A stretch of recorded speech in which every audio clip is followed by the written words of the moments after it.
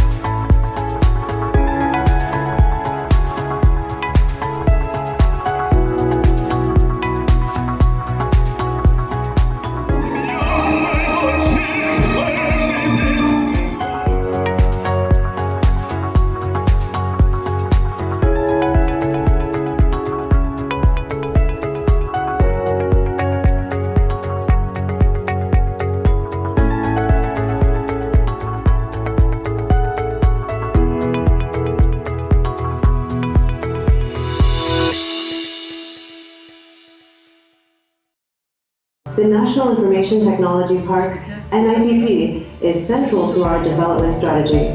NITP is not just focused on Mongolia's growth, but on fostering regional collaboration and development. So implementing this vision, there are several key targets. First, creating an environment that encourages partnerships between the government, энэ 7 дахь хурал бол Монгол улсад анх удаага зохион байгуулагдаж байна. За ингэснээр бол дэлхийд даяар ерөөсөө хөгжил дэвшлийг хурцгадаг зүйл өөрөө шинжлэх ухааны технологийн парк болсон. Энэ нь бол салбар болгонд инновац хийж, шинэ эдийн засаг, шинэ хөгжлийн загварыг бол туршдаг тэр орчин нь бол шинжлэх ухааны технологийн парк байдаг. Тэгэхээр дэлхийн улс орон одоо хөгжихийн тулд заавал ингээд нөгөө нэмэн өртөг шингэсэн, шинжлэх ухааны мэдлэг шингэсэн энэ үйлдвэрлэлүүдийг хөгжүүлэх хэрэгтэй. Тэгэхээр энэний гараа буюу суурь нь бол хаана байна вэ гэхээр паркууд дээр байгаа даа. Тэгэхээр ерөнхийдөө Монгол улс бол энэ дэлхийн паркуудынхаа холбоонд нэгдэх ёстой юм байна. Азийн шинжлэх ухааны технологийн паркын холбоонд нэгдэж өнөөдөр одоо удирдах зөвлөлд бол аль биесний төлөөлтөй болж байна л да. За Монгол улс бол хууль эрх зүйн орчныхоо одоо таатай нөхцлүүдийг парламентод баталсан байгаа. Монгол компаниуд бол гадны одоо өөр улсын шинжлэх ухааны технологийн одоо боожуулагч хөтөлбөрт хамрагдах биш. Монголын боожуулагч хөтөлбөрт Азийн компаниуд одоо хамрагдах энэ одоо таатай орчныг эхэлж байна гэж. Азийн шинжлэх ухааны паркын хурлыг Монгол улстай урьж зохион байгуулснараа бид Азийн шинжлэх ухааны одоо паркын холбооны бүрэн эрхэт гишүүн гэдгээ бол нотолж байгаа. Өөрийн хугацаанд Азийн шинжлэх ухааны парк санал болгох гэж байгаа төсөл бол виртуал парк ажиллуулъя. Гэхдээ бол энэ бол суперкомпьютер дээр суурилсан, их тоон өгөгдөл дээр суурилсан ийм шинжлэх ухааны паркыг бол бид виртуал паркын ажилд оруулнаа. Энэ парк дээр одоо Азийн паркуудыг урьж оролцуулах ажлыг Азийн шинжлэх ухааны парк бас зохион байгуулж байна. 11 улсын 60 гаруй гадаадын төлөөлөгчид тэгээд манай Монголын одоо яг энэ салбарт харьяалагдах хүмүүсийн 200 хүмүүс чуулж байна. Тэрийн сая 2024 онд баталсан мэдээллийн технологийн үйлдвэрлэлийн тухай хууль гэж баталсан байгаа.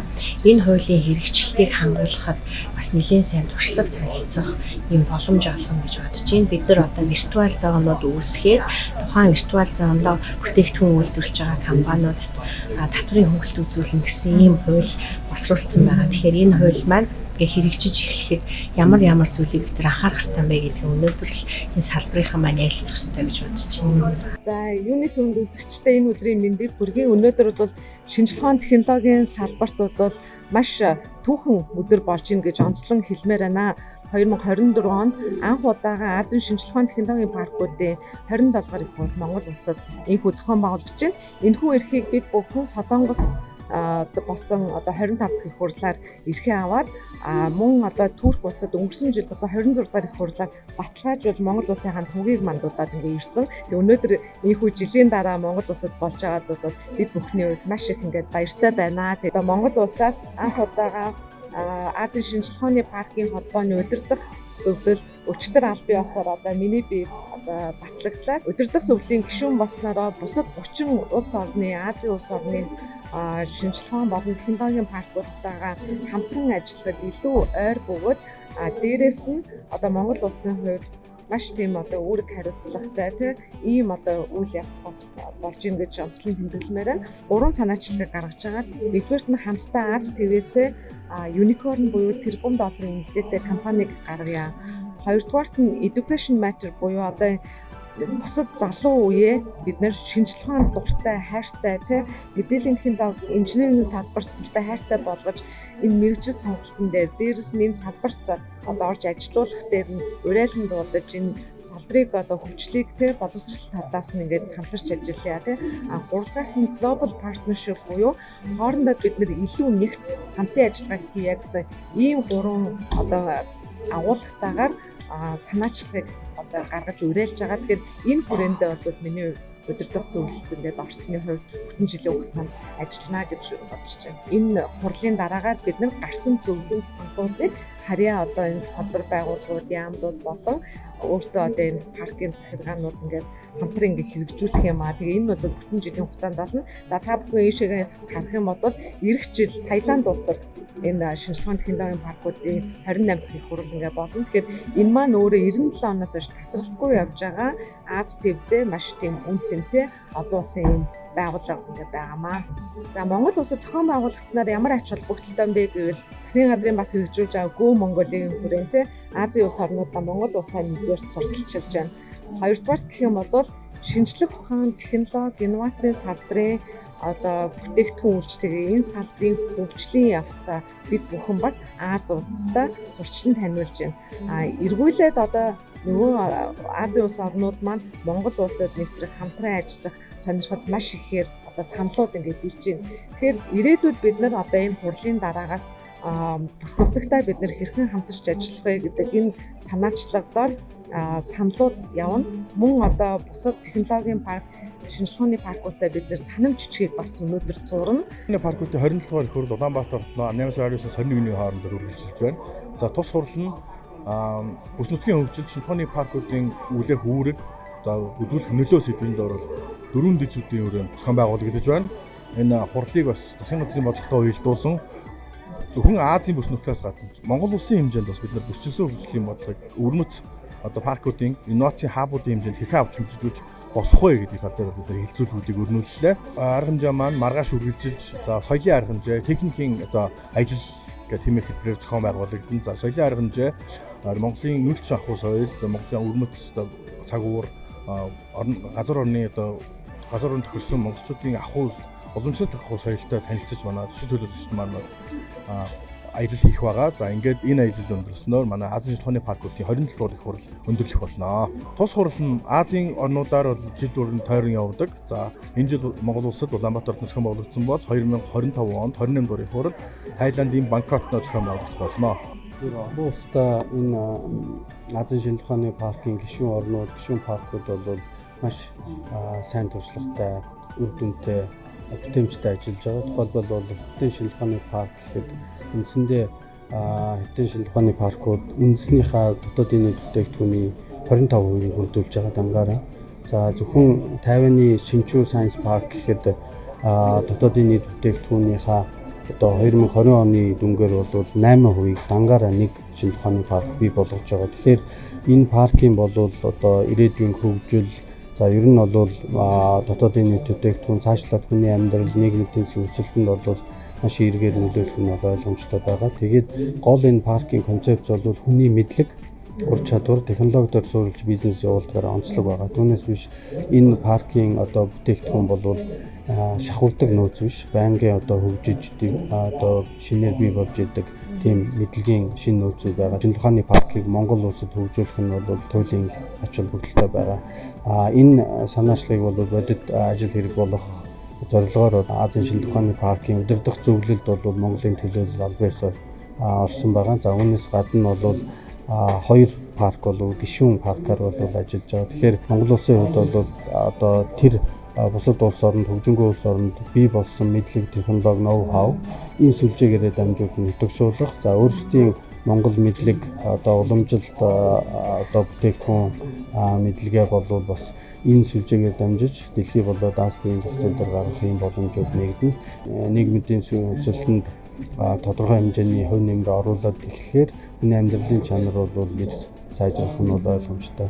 За дээр нь бол яг бид нар паркийг бол янз бүрийн хэлбэрээр хөгжүүлдэг. Тэгэхээр бид нар илүү энэ доктортой хөгжлийн зорилгод нийцсэн паркийн одоо ногоон технологиг хөгжүүлсэн тийм паркийг бол илүү Монгол хөгжүүлэх сонирхолтой байгаа. Ингэснээрээ бид нар тэр говьд мөн одоо хангаан бүсэд тал хайрын бүсэд амьдарч байгаа айл хүрхэд шинжлэх ухааны үүднээс шийдэл гаргаж өгөх, амьдралын чанарыг сайжруулах, за тэгээд төр шинжлэх ухаан, за ер нь бол малчид, бодлого тодорхойлогч, эрдэмтэн, судлаачид, бизнес үйлдвэрлэлийн төлөөлөл хамтарч ажиллах боломжийг энэ паркийн тогтолцоогоор бий болгоно гэж харж байгаа. Ингэснээрээ бол бид нар энэ байгаль цаг уур, за бусад одоо нийгмийн эдийн засгийн сөрөг нөлөөллийг хамтаа шинжлэх ухааны үндэстэйгээр даван туулахын боломжууд бий болно. Ингэснээрээ бол цаашлаад хүний амьдрал бол сайжрах боломжууд бүрдэнэ гэж харж байна. Thank you very much for inviting me to have this interview. I come from Tsinghua University Science Park, TAS Park, Beijing, and China. Our science park is the largest university science park in the world. We have about 35,000 people working in our science park. About your question, how Mongolia played the roles in the ecosystem of the development of the IT technology, I think every country is important for the international ecosystem. Every country is important for any technology for the international development ecosystem. Mongolia is the country with a very large land. Not only the land is huge, but also a lot of high talented peoples. Those people study locally, study overseas. They have more and more technology, knowledge, and bring them back to the Mongolia. So I'm quite sure that Mongolia will play more and more important roles on the build up the ecosystem for the IT technology.